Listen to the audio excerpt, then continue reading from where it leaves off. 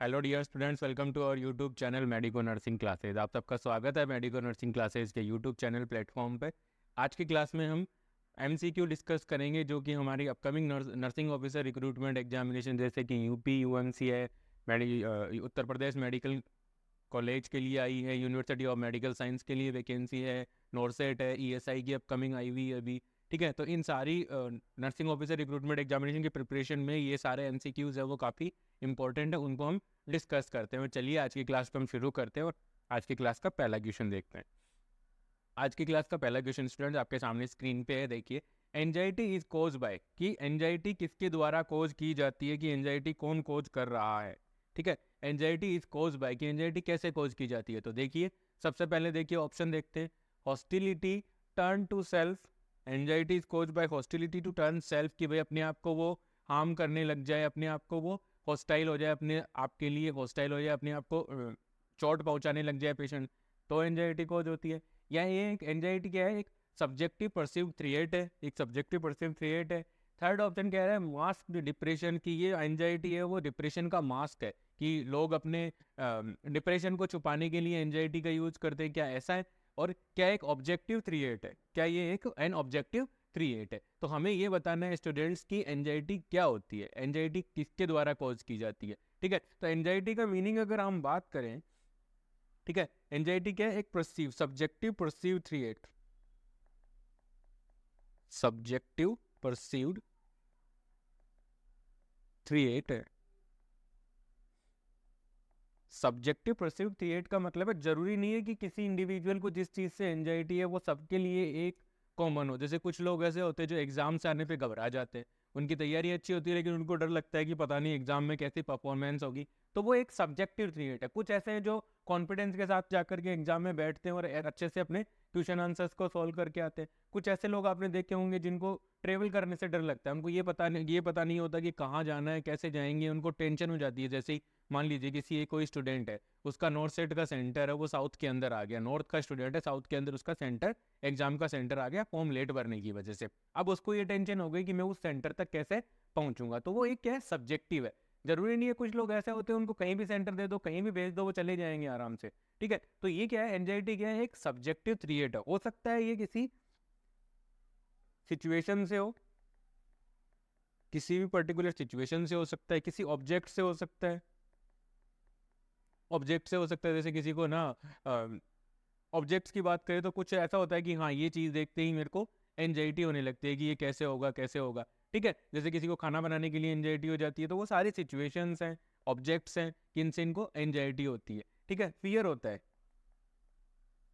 ठीक है, इरिजनेबल फियर होता है चीज़ों से लेकर के, तो वो कहलाती है एंजाइटी। तो इस क्वेश्चन का जो राइट आंसर है स्टूडेंट, इस क्वेश्चन का राइट आंसर है कि एंजाइटी क्या है, anxiety is cause by the subjective perceive threat. जब एक इंडिविजुअल ये मान लेता है कि हाँ, मेरे लिए ये एक खतरनाक साबित हो सकती है, चाहे वो कोई सिचुएशन हो, चाहे वो कोई ऑब्जेक्टिव हो, चाहे वो कोई ह्यूमन बीइंग हो, चाहे वो एनिमल हो, ठीक है, चाहे वो लिविंग और नॉन लिविंग थिंग हो, तो वो है कि अगर इंडिविजुअल उसको ये मान लेता है कि वो एक मेरे लिए थ्रेट है, मेरे को हार्म पहुंचा सकता है, मुझे हानि पहुंचा सकता है, परसीव्ड कर लेता है उसको। ठीक है, उसका मीनिंगफुल रिसीव करके उसको क्या करता है, उसको मीनिंगफुल बना लेता है कि हाँ, इससे मुझे हानि या उससे मुझे डेंजर है, तो उसे क्या कहते हैं अपन, एंजाइटी। और एंजाइटी एक सब्जेक्टिव है।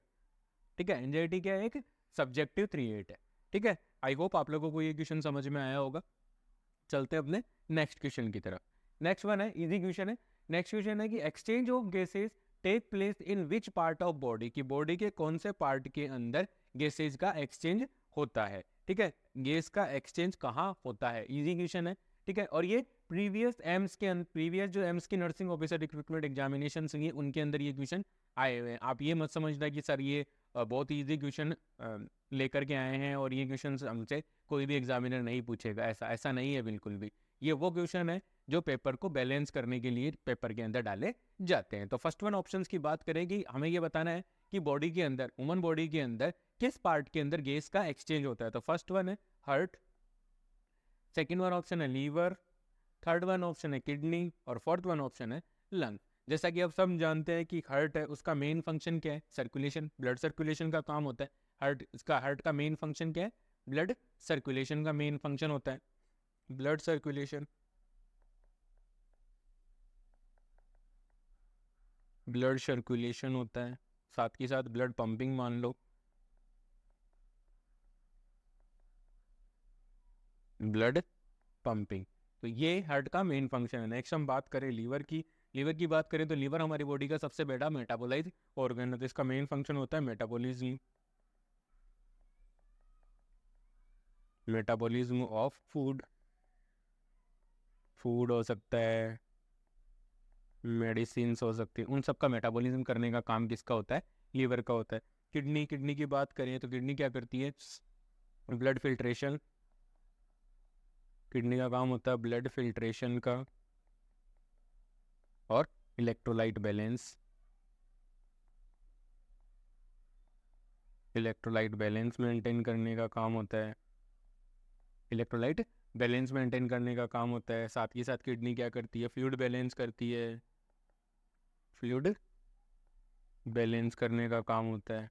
ठीक है, फ्लूइड बैलेंस करने का काम भी किडनी का ही होता है। तो ये सारे फंक्शन है, ब्लड फिल्ट्रेशन है, इलेक्ट्रोलाइट बैलेंस मेंटेन करना, फ्लूइड बैलेंस करना, ये सारे फंक्शन किसके? किडनी के। बात करते हैं अपने लंग्स की। तो लंग्स है, लंग्स का मेन फंक्शन क्या होता है? Exchange of gases, exchange of gases, यही इस क्वेश्चन का राइट आंसर है। ठीक है, एक्सचेंज ऑफ गैसेज ही इस क्वेश्चन का क्या है? Right answer. हमसे क्वेश्चन में यही पूछा गया था कि हमारी ह्यूमन बॉडी के अंदर गैसेज का एक्सचेंज कहाँ होता है, तो कहाँ होता है? लंग्स के अंदर होता है। यही इस क्वेश्चन का राइट आंसर है। चलते हैं अपने नेक्स्ट क्वेश्चन की तरफ। नेक्स्ट क्वेश्चन में देखिए, telling the truth is a practice of which ethical principle, कि ऐसा कौन सा इथिकल प्रिंसिपल है नर्सिंग का, कौन सा इथिकल प्रिंसिपल है, सॉरी, नर्सिंग का ऐसा कौन सा इथिकल प्रिंसिपल है जिसके अंदर ये बताया गया है कि टेलिंग द ट्रूथ, कि पेशेंट को हर वक्त हमें सच्चाई बतानी है, पेशेंट को हमें क्या करना है? सच्चाई ही बतानी है। ठीक है, वो कौन सा होता है? तो ऑप्शन देखिए, जस्टिस, फर्स्ट वन ऑप्शन है जस्टिस, सेकेंड वन ऑप्शन है वेरासिटी, थर्ड वन ऑप्शन है बेनिफिसेंस, और फोर्थ वन ऑप्शन है इसका नॉन मालफियंस। ठीक है, तो ये हमें चार ऑप्शन दिए गए हैं और हमें ये देखना है इन चारों ऑप्शंस के अंदर कि कौन से ऑप्शन का मीनिंग ये है कि telling the truth to the patient about it condition और डिजीज कंडीशन, हेल्थ स्टेटस के बारे में पेशेंट को हमें क्या करना है? सच बताना। ये कौन सा इथिकल प्रिंसिपल है वो कहता है। ठीक है, तो ऑप्शंस को वन बाय वन हम इसको देखते हैं। तो सबसे पहले हम फोर्थ वन ऑप्शंस को देखते हैं। नॉन मालिफियंस का मतलब होता है कि पेशेंट को हमें क्या नहीं करना है? हार्म नहीं करना। Do not harm the patient, do not harm the patient। Patient को हमें क्या नहीं करना है? कोई भी हानि नहीं पहुंचानी है। बेनिफिशियंस का मतलब है benefits, work for patient benefit, patient के बेनिफिट के लिए हमें काम करना है, पेशेंट को हमें बेनिफिट देना है हमारी सर्विसेज के थ्रू। ठीक है, नेक्स्ट वन आता है वेरासिटी। वेरासिटी का मतलब होता है telling the truth to the patient about its health condition, telling the truth, telling the truth about health condition, about health condition of patient, of patient, patient की health condition से related patient को हमें क्या करना है? Truth बताना है, सच बताना है कि आपकी ये कंडीशन है, अब आपके लिए ये होने के चांसेस हैं। सारा हमें पेशेंट को क्या करना है? जब ट्रुथफुल बताना, सच्चाई के साथ। जस्टिस, जस्टिस का मतलब होता है न्याय करना। जस्टिस का मतलब होता है ऑलवेज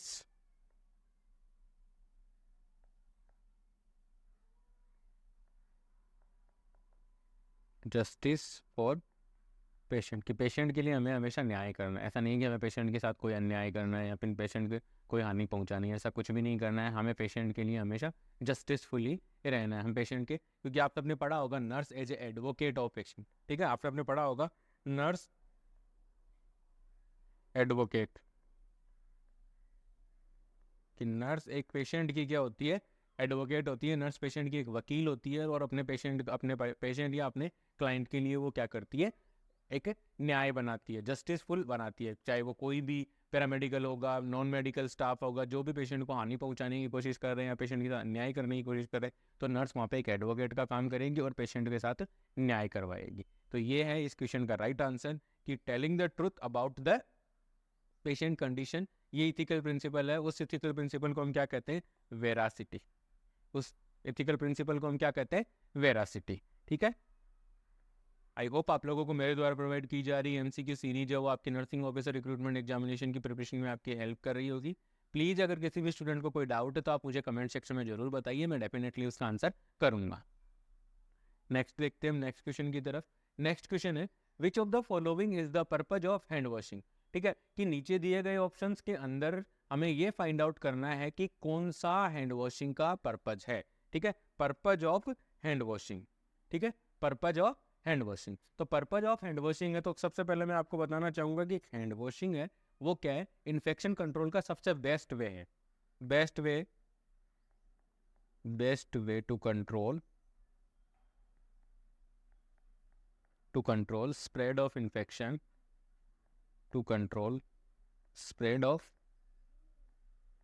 इन्फेक्शन के स्प्रेड को रोकने का सबसे बेस्ट वे है। जिस तरीके से बेस्ट तरीका है जिसके थ्रू हम क्या कर सकते हैं? पेशेंट को इन्फेक्शन से बचा सकते हैं। ठीक है, तो ऑप्शंस की बात अगर हम करें तो फर्स्ट वन ऑप्शन है to prevent the cross infection. की हैंड वॉशिंग का मेन पर्पज क्या है? क्रॉस इन्फेक्शन को प्रिवेंट करना है। तो सेकंड ऑप्शन क्या कह रहा है? To promote the circulation in hand. ठीक है, हाथ के अंदर सर्कुलेशन को प्रमोट करने के लिए क्या हम हैंड वॉशिंग करते हैं। नेक्स्ट हम देखते हैं टू हैव एस्थेटिक फीलिंग और टू प्रोवाइड कंफर्ट। तो इस क्वेश्चन में एग्जामिनर ने हमसे ये पूछा है कि हैंड वॉशिंग का मेन पर्पज क्या है। तो हैंड वॉशिंग का मेन पर्पज है, हमने चारों ऑप्शन देख लिए कि भाई इन्फेक्शन को प्रिवेंट करने के लिए है, या हाथों के सर्कुलेशन को इंप्रूव करने के लिए है, या एस्थेटिक फीलिंग के लिए कि अच्छा फील करे उसके लिए, या कंफर्ट प्रोवाइड करने के लिए। तो जैसा कि हम सब जानते हैं कि हैंड वॉशिंग का मेन फंक्शन जो से मैंने अभी आपको बताया है ये इधर, ठीक है, ये मैंने आपको अभी बताया कि हैंड वॉशिंग का मेन पर्पज होता है कि हमें क्या करना है? स्प्रेड ऑफ इन्फेक्शन को क्या करना है? प्रिवेंट करना है। तो इसका जो फर्स्ट ऑप्शन है वो इसका क्या है? राइट आंसर है। ठीक है, to prevent the cross infection. Cross infection का मतलब होता है स्टूडेंट्स, अगर आप बात करो क्रॉस इन्फेक्शन की, अगर आप बात करोगे तो क्रॉस इन्फेक्शन का मतलब होता है कि ऐसा इन्फेक्शन जो एक पेशेंट से दूसरे पेशेंट में स्प्रेड हो गया। मतलब infection spread from one patient to another patient, एक पेशेंट से दूसरे पेशेंट के अंदर अगर जो इन्फेक्शन है वो चला जाता है तो उस कंडीशन के अंदर क्या होता है? उसे बोलते हैं अपन क्रॉस इन्फेक्शन बोलते हैं। ठीक है, तो जब भी हम हैंड वॉशिंग है तो हैंड वॉशिंग वो हमें कब कब करनी चाहिए? तो नॉर्मली हम हैंड वॉशिंग की बात करें तो सबसे पहले हमें क्या करना, कब करनी चाहिए? पेशेंट को बिफोर टच द पेशेंट, पहला बिफोर टच द पेशेंट। दूसरा हैंड वॉशिंग कब करनी चाहिए? दूसरी हैंड वॉशिंग की बात करें तो दूसरी हैंड वॉशिंग हमें कब करनी चाहिए? दूसरी हैंड वॉशिंग करनी चाहिए after touch of the patient, after touch the patient को टच करने के बाद हमें करनी चाहिए। तीसरा ऑप्शन बताऊं मैं आपको कि हैंड वॉशिंग, ठीक है, हैंड वॉशिंग कब कब करनी चाहिए और, ठीक है, तो तीसरा है before any procedure, before any procedure. चौथा टाइम है कौन, किस टाइम पे करनी चाहिए? आफ्टर एनी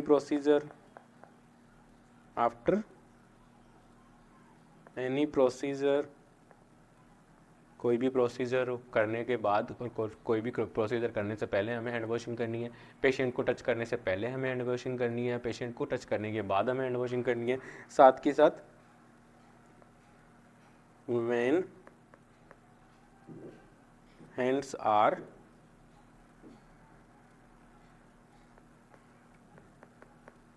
soiled, जब आपको अपने हाथ गंदे लग रहे हैं कि हाँ मेरे हाथ पे कुछ लग गया है, कुछ टच हो गया है, क्या उस टाइम पे आपको करनी चाहिए। तो ये 5 टाइम है, ये 5 टाइमिंग है कि हमें हैंड वॉशिंग कब करनी चाहिए। पेशेंट को छूने से पहले, पेशेंट को छूने के बाद, कोई भी प्रोसीजर कर रहे हैं उससे पहले, कोई भी प्रोसीजर करने के बाद, और जब आपको आपके हाथ गंदे दिखे तब आपको हैंड वॉशिंग करनी चाहिए। क्यों? क्योंकि हैंड वॉशिंग एक बेस्ट वे है इन्फेक्शन को कंट्रोल करने का। हैंड वॉशिंग क्या है? एक बेस्ट वे है इन्फेक्शन को कंट्रोल करने का। इस क्वेश्चन का राइट आंसर बता ही दिया है कि क्रॉस इन्फेक्शन को प्रिवेंट करने के लिए हम क्या करते हैं, हैंड वॉशिंग करते हैं। सर्कुलेशन के लिए, अच्छी फीलिंग के लिए या प्रोवाइड कंफर्ट के लिए ऐसा कुछ नहीं है। ठीक है, नेक्स्ट हम अपने चलते हैं नेक्स्ट क्वेश्चन की तरफ। ठीक है, तो हमारा नेक्स्ट क्वेश्चन है the power which is exerted because of appointing to a higher position is referred as. ठीक है, जब कोई इंडिविजुअल है उसको एक हायर पोस्ट पे अपॉइंट कर दिया जाता है, appoint to a higher position. Higher position पे अपॉइंट करने के बाद जब वो अपनी पावर का यूज करता है, पावर का एक्सरसाइज करता है अपने पावर की, ठीक है, तो उसे हम क्या कहते हैं? तो फर्स्ट वन है रिवॉर्ड पावर, रिवॉर्ड पावर। दूसरा है एक्सक्लूसिव पावर। थर्ड ऑप्शन है एक्सपर्ट पावर। और फोर्थ ऑप्शन है रिफरेंट पावर। तो अगर हम पावर की बात करें, जब कोई हायर इंडिविजुअल अपनी पावर का यूज करता है, ठीक है, जब कोई हायर इंडिविजुअल है जो एक हायर पोजीशन के ऊपर, हायर पोस्ट के ऊपर होता है और वो अपनी पावर का यूज करता है, तो उस पावर को हम कहते हैं एक्सक्लूसिव पावर। उस पावर को हम क्या कहते हैं? Exclusive power. That is the right answer for this question. That is right answer for this question. ये इस क्वेश्चन का राइट आंसर है। रिवार्ड पावर, एक्सपर्ट पावर और रिफरेंट पावर है। तो रिवार्ड पावर तो कोई, मान लीजिए आपने कुछ अच्छा किया, आपके बॉस ने आपको क्या किया, रिवार्ड दिया, तो वो एक रिवार्ड पावर हो गई। एक्सपर्ट पावर की आप किसी चीज के अंदर एक्सपर्ट, आपने किसी पर्टिकुलर फील्ड के अंदर या किसी पर्टिकुलर वर्क के अंदर आपने क्या कर रखा है, स्पेशलाइजेशन कर रहा है, वहां रिफरेंट पावर सेम इसी के जैसा होता है। ठीक है, तो ये है इस क्वेश्चन का राइट आंसर कि जब भी कोई इंडिविजुअल अपनी हायर पोजीशन का कोई इंडिविजुअल अपनी पावर को एक्सरसाइज करता है, प्रैक्टिस करता है, उसे बोलते हैं अपन एक्सक्लूसिव पावर। नेक्स्ट हम चलते हैं the colour use for tagging a dead body, कि डेड बॉडी को टैग करने के लिए कौन सा कलर यूज किया जाता है। नॉर्मली ये सबको पता है, इजी क्वेश्चन है। नॉर्मली ये क्वेश्चन है डिजास्टर से, disaster management, disaster management. Disaster management के अंदर हम क्या करते हैं, नॉर्मली ट्राइज करते हैं। ट्राइज करने का मतलब होता है कैटेगराइज। ट्राइज करने का मतलब होता है categorising the patient, categorising the victims. जो भी विक्टिम, जो भी उस डिजास्टर के अंदर सफर किए हैं, जो भी लोग उस डिजास्टर से अफेक्ट हुए हैं, उनको हम क्या करेंगे, कैटेगराइज करेंगे। ताकि कैटेगराइज करना जरूरी क्यों है? कैटेगराइज करना जरूरी इसलिए होता है स्टूडेंट्स, क्योंकि कैटेगराइज करके ही हम पेशेंट्स को अच्छी से अच्छी केयर प्रोवाइड कर सकते हैं। कैटेगराइज करके ही हम पेशेंट को अच्छी केयर प्रोवाइड कर सकते हैं। तो इसलिए हमें क्या करना होता है, कैटेगराइज करना होता है। आप कैटेगराइज नहीं करेंगे तो हर इंडिविजुअल को हमें देखना पड़ेगा, लेकिन अगर आप कैटेगराइज कर दोगे तो कुछ ऐसे इंडिविजुअल, मैं अभी बताऊंगा आपको कि क्या क्या कैटेगरीज होती हैं। कैटेगराइज करने से क्या होगा, हमारा जो वर्क होता है वो सेग्रीगेट हो जाएगा। सेग्रीगेट होने का मतलब है कि वर्क का वो डिस्ट्रीब्यूट हो जाएगा, ये इसको करना है, ये इसको करना है, ये इसको करना है। ठीक है, ये कैटेगराइज करना इसलिए जरूरी होता है और अच्छा मैनेजमेंट होता है कैटेगराइज करके। अगर आप किसी काम को सब एक साथ एक ही काम को करेंगे तो वो काम अच्छे से नहीं हो पाता है। ठीक है, वो जल्दी हो सकता है उसके अंदर दिक्कतें आए, लेकिन अगर सबको अपना अपना जॉब है वो डिस्ट्रीब्यूट कर दिया जाएगा तो काम अच्छे से चल सकता है, तो अच्छे से परफॉर्म भी हो सकता है। तो यही है कि कैटेगराइज करना इसलिए डिजास्टर मैनेजमेंट के अंदर बहुत जरूरी होता है। ठीक है, आप कैटेगराइज करेंगे। कैटेगराइज करने के लिए नॉर्मली हमने क्या किया, 4 कलर कोड डिसाइड कर रखे हैं। 4 कलर कोड की बात करें तो ऑप्शन है कि डेड बॉडी के लिए कौन सा कलर यूज करता है वो हम बताते हैं। ठीक है, रेड करना है, येलो, ग्रीन और ब्लैक, इन चारों में से कोई एक कलर ऑप्शन है वो सही होगा। लेकिन अब मैं आपको बताता हूं कि जब आप कैटेगराइज कर रहे हो तो जब रेड है तो रेड किसको कैटेगराइज करेंगे, जब हम कैटेगराइज कर रहे हैं विक्टिम्स को, डिजास्टर से अफेक्ट हुए उनको, तो रेड है वो है सीरियस इल, सीरियसली सिक। सीरियसली सिक मतलब इनको अभी के अभी ट्रीटमेंट की जरूरत है, वरना इनको लाइफ थ्रेटनिंग कंडीशन हो सकती है। ठीक है, मॉडरेटली सिक, मॉडरेटली सिक। मॉडरेटली सिक का मतलब है कि हाँ इनको भी ट्रीटमेंट की जरूरत है, लेकिन ये थोड़ी देर वेट कर सकते हैं। Green, minor injuries, minor injury. Green वालों को है माइनर इंजरीज हो रखी है कि इनको आप एक फर्स्ट एड जैसा ट्रीटमेंट दो, ये अपने आप भी ठीक हो जाएंगे। नेक्स्ट वन है ब्लैक, ये होता है डेड बॉडी के लिए। ये होता है किसके लिए होता है, डेड बॉडी के लिए होता है। तो इस क्वेश्चन का राइट आंसर है black. Black colour is use या black colour tag is use for tagging the dead bodies. की डेड बॉडीज को टैग करने के लिए हम क्या यूज करेंगे, ब्लैक कलर यूज करते हैं। तो ये है कैटेगराइज सिस्टम, आप याद रखिएगा। इसमें बहुत बार आपको क्वेश्चन पूछा जाता है। ये आपकी नर्सिंग ऑफिसर रिक्रूटमेंट एग्जामिनेशन की पॉइंट ऑफ व्यू से काफी ज्यादा इंपॉर्टेंट है। चलते हैं अपने नेक्स्ट क्वेश्चन की तरफ। नेक्स्ट क्वेश्चन में देखिए, which of the following food stuff is a good source of protein. कि नीचे दिए गए ऑप्शंस के अंदर हमें ये देखना है कि कौन सा फूड है वो गुड सोर्स है, कि प्रोटीन का गुड सोर्स हमें यहाँ पे पता करना है। ठीक है, प्रोटीन के गुड सोर्स कौन सा गुड सोर्स है। तो ऑप्शंस की बात करें, सबसे पहले सीरियल्स, ठीक है, सेकेंड वन चलते हैं फ्रूट्स, थर्ड ऑप्शन है green leafy vegetables, and third option है milk and milk product. Milk and milk product कि कौन सा ऑप्शन है वो जरूर प्रोटीन, हाई प्रोटीन फूड है, प्रोटीन का अच्छा स्रोत है। तो बात करें अपन फ्रूट से, इसमें नॉर्मली क्या होती है, विटामिन्स होती हैं। फ्रूट्स में विटामिन्स होते हैं, फाइबर्स होते हैं, ठीक है। प्रोटीन वगैरह है वो फ्रूट्स के अंदर क्या होती हैं, कम होती है। ग्रीन लीफी वेजिटेबल्स के अंदर नॉर्मली विटामिन प्रेजेंट होता है ए, ठीक है, साथ के साथ इसमें भी फाइबर्स होते हैं, ठीक है। फ्रूट्स के अंदर विटामिन और फाइबर्स होते हैं। मिनरल्स मान लो, मिनरल्स होते हैं इनके अंदर, मिनरल्स होते हैं, ठीक है। सीरियल्स के अंदर भी लेस अमाउंट के अंदर प्रोटीन होता है।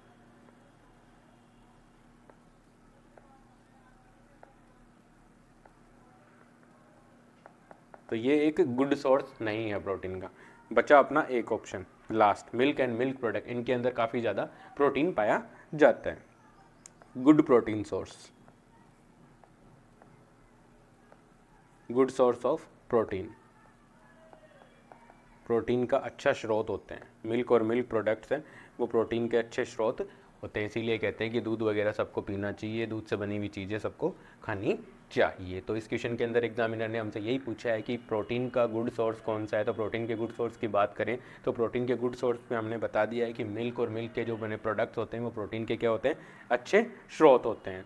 नेक्स्ट हम बात करते हैं, नेक्स्ट क्वेश्चन की तरफ चलते हैं। नेक्स्ट क्वेश्चन है, इजी क्वेश्चन है, the pacemaker of heart. की हार्ट का पेस मेकर कौन सा होता है। नर्सिंग में घुसते ही सबसे पहले हम पढ़ते हैं एनाटॉमी फिजियोलॉजी, और उसके अंदर सबसे पहले हमें यही बताया जाता है कि ये क्वेश्चन सबसे ज़्यादा आता है। तो पेस मेकर ऑफ हार्ट कौन सा है। नॉर्मली ये अपन सिक्स सेवन्थ क्लास से हम पढ़ना शुरू कर देते हैं कि पेस मेकर ऑफ हार्ट कौन सा है, पेस मेकर ऑफ हार्ट कौन सा होता है, ठीक है। तो पेस मेकर ऑफ हार्ट की बात करें तो ऑप्शन देखते हैं, bundle of his, essay node, पुरकिंजे fibres और एवी नोड। ये गलत लिखा हुआ है, एवी नोड, ठीक है स्टूडेंट। तो अब यहाँ पर हमें क्या करना है, यहाँ पे हमें फाइंड आउट करना है कि pacemaker of heart. Pacemaker of heart का मतलब to generate, pacemaker of heart होता है क्या, to generate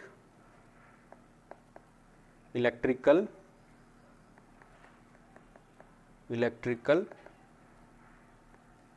impulses that result in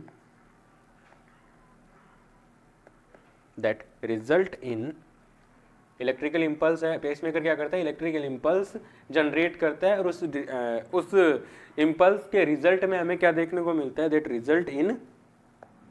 result in contraction of heart, contraction of heart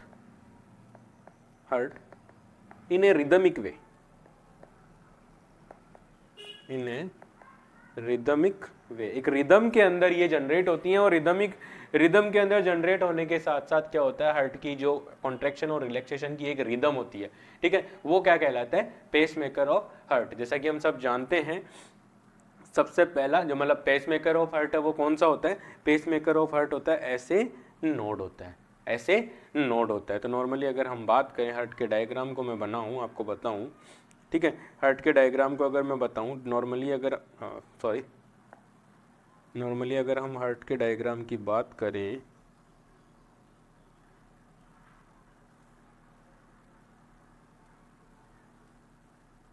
ऐसा हार्ट का डायग्राम मान लेते हैं, ठीक है।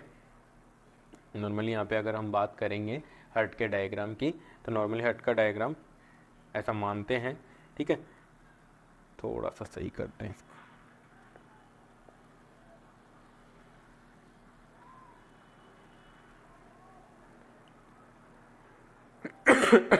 आई थिंक कोई टेक्निकल इश्यू है। अगर हम समझें, एक हार्ट का डायग्राम बनाते हैं अपन नॉर्मली,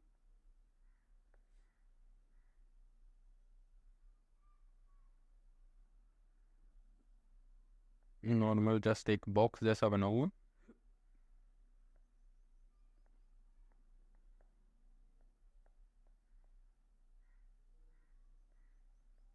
ये हार्ट का डायग्राम बना।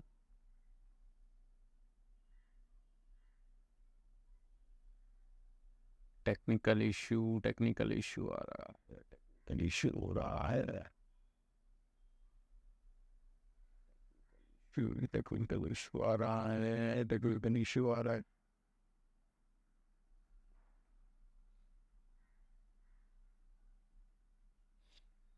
आई थिंक अभी थोड़ा ठीक हुआ है।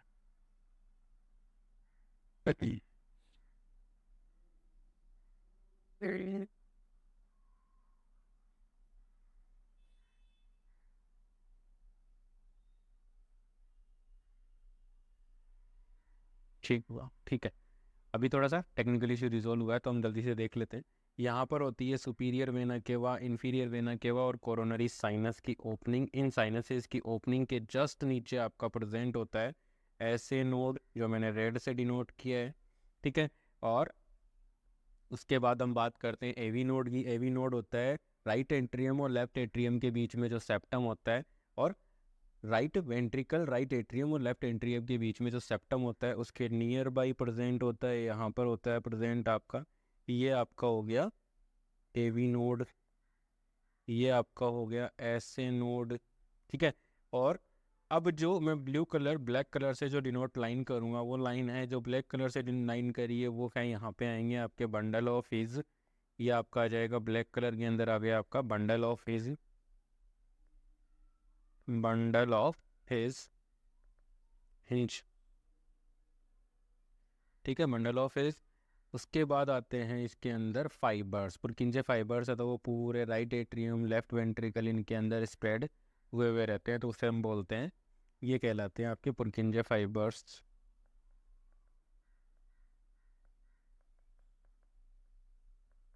ठीक है। ये इस प्रकार से यहाँ पे आपको देखने को मिलता है, ठीक है। अब हम देखते हैं कि सबसे पहले क्या होता है, ऐसे नोड से इम्पल्स जनरेट होती है, ऐसे नोड से। कंडक्शन सिस्टम ऑफ हार्ट पढ़ रहे हैं अभी हम, conduction system of heart. Conduction system of heart की अगर हम बात करें, कंडक्शन सिस्टम ऑफ हार्ट की अगर हम बात करें, तो कंडक्शन सिस्टम के अंदर हम हार्ट में जब कंडक्शन सिस्टम पढ़ रहे हैं, तो सबसे पहले इम्पल्स की जनरेशन होता है ऐसे नोड से, ऐसे नोड, ऐसे नोड से वो इम्पल्स ट्रांसमिट होते हुए जाते हैं एवी नोड के पास, ठीक है। एवी नोड से वो इम्पल्स ट्रांसमिट होके जाती हैं बंडल ऑफ हिज के पास, बंडल ऑफ हिज के पास, और बंडल ऑफ हिज से वो इम्पल्स ट्रांसमिट होकर के जाती हैं पुरकिंजे फाइबर्स,